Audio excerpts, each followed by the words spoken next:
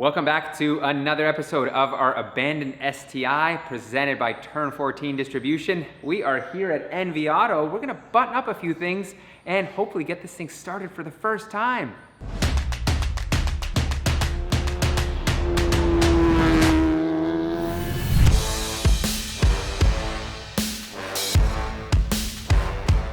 If you recall in the last episode, we mocked up the entire assembly here for the engine, and we ran into a problem where we needed to mate our full race downpipe to, or uppipe to our Tomei header, and that had a three bolt flange versus a 2-bolt flange.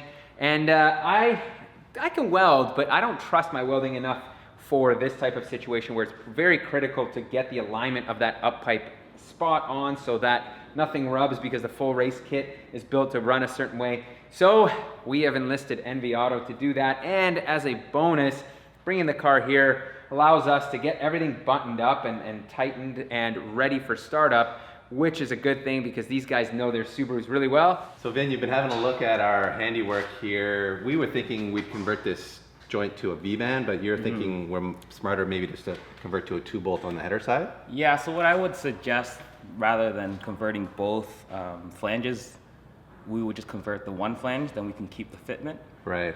With this having a full exhaust system behind it, downpipe and the uppipe here, changing both of these flanges will run into issues of like changing all of this. So like 1 degree back here changes like 10 degrees back here. Right. So by just doing one flange, I think will eliminate a lot of the room for error. Right. The other thing we need to look at is trying to figure out a way to get this uppipe to mount to the engine. Right. Because right now we don't have any where that the turbo system kind of supports the weight of everything. And so you were saying all the weight kind of is riding on the header right now. Pretty much all the weight will be coming off of the header here, since there's no mounting point for the turbo or for the uppipe. And that'll cause cracks in the header down the road? For sure, yeah. Okay. Okay, so we've pulled the turbo out, and I guess you're thinking now you want to build the support because it's in the location we need it to be in. Right, so we know that the uppipe is in the right spot with where the turbo needs to be, with where the downpipe needs to be. So this is a good time just to get the ear and this thing ready to have like, just make a piece, an ear from the uppipe, and then we can add like a bracket afterwards just to support some of the weight.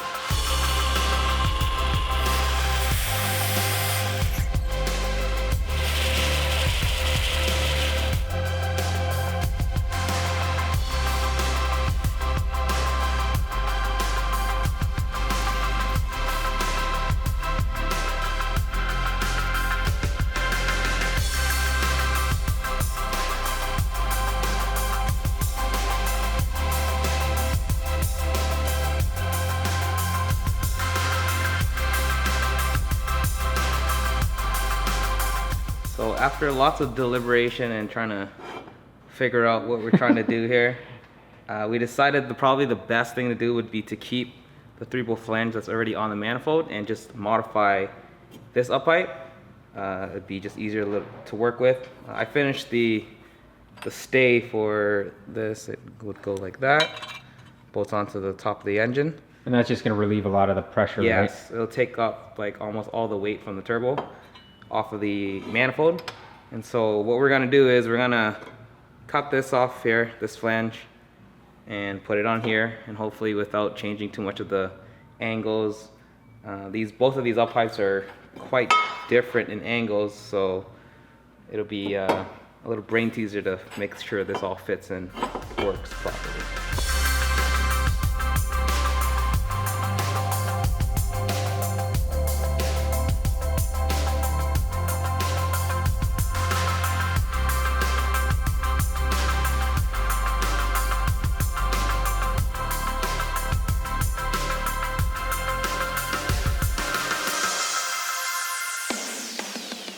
Man, I thought he welded it up already. It fits so well. It's just like boom, and it's in perfect position. Well, sorta. Well, I did have to like cheat it and grind it a little bit, but yeah, so that's why you always cut a little bit more extra material, just so when you can see the fitment, then you can kind of get it perfect. Get it to the right spot, but you're happy with the position it's in now, so? Yeah, so it's pretty much butt up to this flange here, and I have the bracket up top to hold it in the position where the turbo needs to sit. Okay. So now all I really need to do is tack this while it's all here together on the car. Yeah. We'll pull it off, we'll weld it, throw it back on, and see how it fits. Through the magic of welding, there has been a love connection made here, Vin, and you're happy with this? Yeah, it's all right. Look at that weld. It's like it's not even Come there. on, It's so it's smooth. good. It's You real wouldn't even good. know. Your eye gets drawn to the original weld, and you don't even see it. You know what? It works. That's all that matters, right? And look at it on the inside. It's so smooth. Turbo's in a good location. The downpipe is bolted up, no problem. Everything sort of fits. But we've got a couple of things that you noticed. One is Right, we're- there's downpipe here, touching the trans mount here. So we could either use a big hammer, tap, tap, tap. Yeah. or Why you know, not? well, it's not a big deal. It's a reasonable way Pretty to close. clearance it, but you're also thinking that Yes, this dump tube is dumping in not a nice place. yeah, Usually you'd kind of want the dump tube to be kind of the lowest point away from everything and letting the air underneath pull Escape it out. under it, yeah. Right now it's just dumping on the control arm here. Yeah, So what I would and suggest is, kinda close or to really the- close to the inner axle. CV Yeah. here. Yeah, that's not great. So really, we could just angle it up this way and just get it a turn down here, Extended, yeah. and then it should be no problem after that. All right, Vin gave that a good love tap or two. I think we have enough clearance there. We'll find out when we tested it up. Yeah. You got a little welding to do on this, I but just added a bend here and added some length here. We're actually gonna run it across the tranny alongside with the downpipe. yeah, it's like So it comes should- out right next to there, which will be Should nice. be nice. So with these jobs more or less tackled, I think it's getting to the point where Nam's gonna jump in with Pete here and kind of do a giant nut and bolt fitment check and make sure everything's routed correctly and tightened to spec and all that good stuff, because I want to see this car run before I die of old age.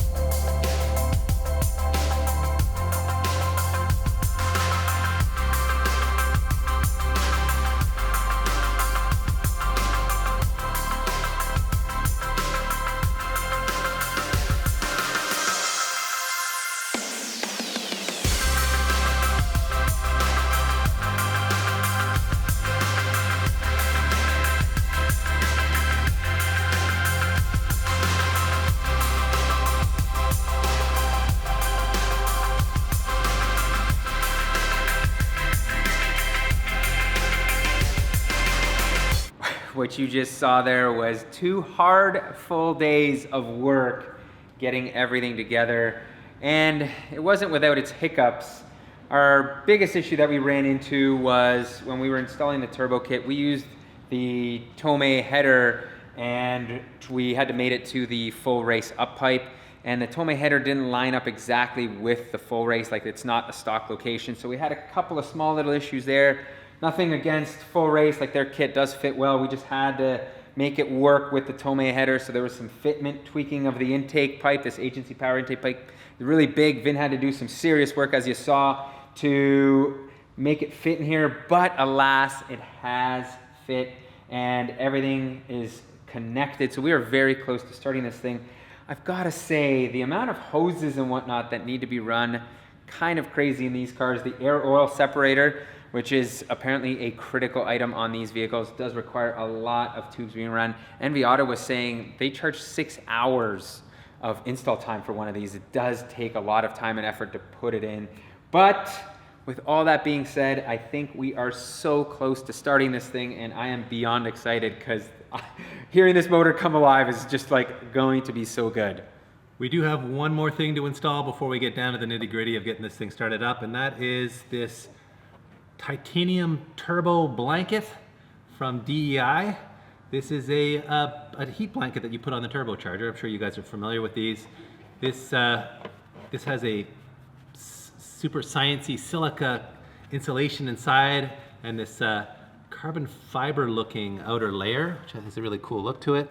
I'm not sure if there's actually some titanium in it or if that's just part of the name, but you can see it's got these riveted on fasteners that allow you to attach it to the turbo. And this thing can withstand direct heat of up to 1800 Fahrenheit and radiant heat up to 2500 Fahrenheit. And obviously the concept with this is to keep the heat in the turbo and not allow it to radiate out into the engine and just like cook everything in the engine bay, which is obviously going to hurt engine performance. So you want to keep all the heat in the turbo. Yeah, and we have wrapped everything else. We did wrap the downpipe, we wrapped the uppipe as well, right? Yeah, exactly. So this is kind of like the last piece of that puzzle, that heat control puzzle. And if you're building a high output turbo motor, heat control is always a concern. So we think this is a good addition to the team here.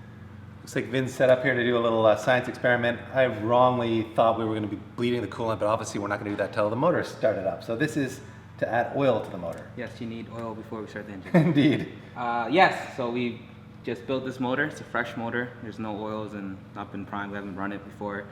So the engine is bone dry, no oil. So what we do is we take the stock oil switch and then we put a fitting on it, and I have this contraption just to pressurize the oil into the system. Oil gets through the oil galleries and spurts out to all the place it needs to be, and then we'll be good for to start. Okay, and for startup oil, you guys just use this inexpensive mineral-based 20W50. This is a break-in oil? Yeah.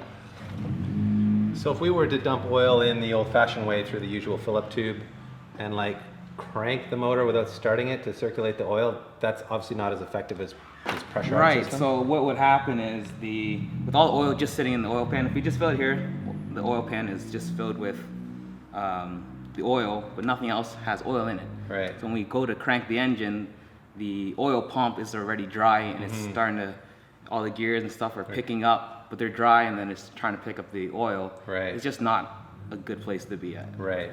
This way it gets oil everywhere before you even do that very Yes, first this crank. is a safe way to get oil through the system, get everything primed, and then when you turn it over the engine, we don't have any dry parts rubbing on dry parts. Right. What do you pressurize it to? Pretty much anywhere between like 10 to 20 to 30 psi. It's not a huge deal. Okay. It's like our motive pump. I think it's 20 psi in that motive pump. So like this is a good way to gauge how much pressure is in this right now. So currently got like 25 psi, and it'll obviously go down as it's pressurizing the system. Right. And as you can see here, we're getting oil into the system. Doesn't look like it's moving, but it's moving. It's there. Alternator is in, and we are, I think, officially finished with everything. So moments away from startup. Super exciting. However, if you have a keen eye, you may have noticed that our charge pipe here is not hooked up. And that is because the coupler is too short. We can't get the charge pipes together. They just don't fit. I'm not sure if that's because we put phenolic spacers in to space this intake manifold up. Again, that was something to do with the way the turbo kit was.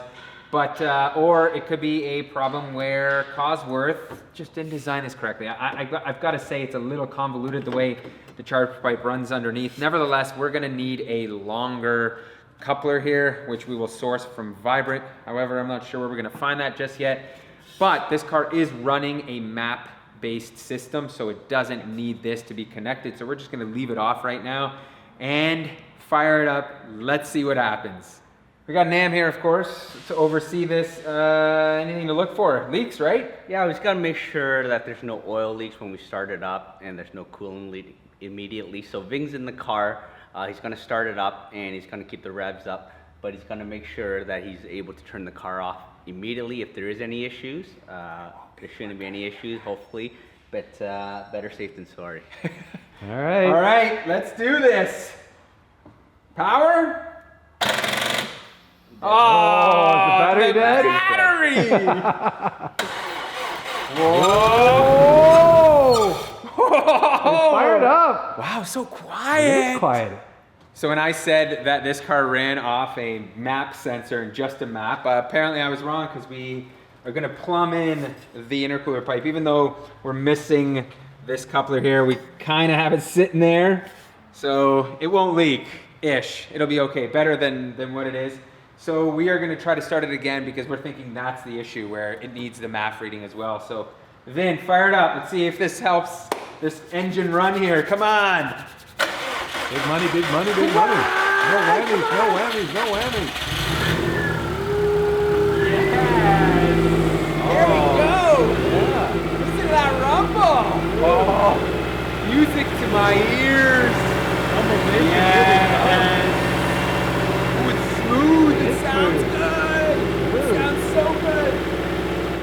How exciting. We have ourselves a running Subaru motor. I am so stoked. So is Dave. Big shout out to the guys at NV Auto, Vin, Nam, Dove, and Riley. Without them, this wouldn't have happened so quickly.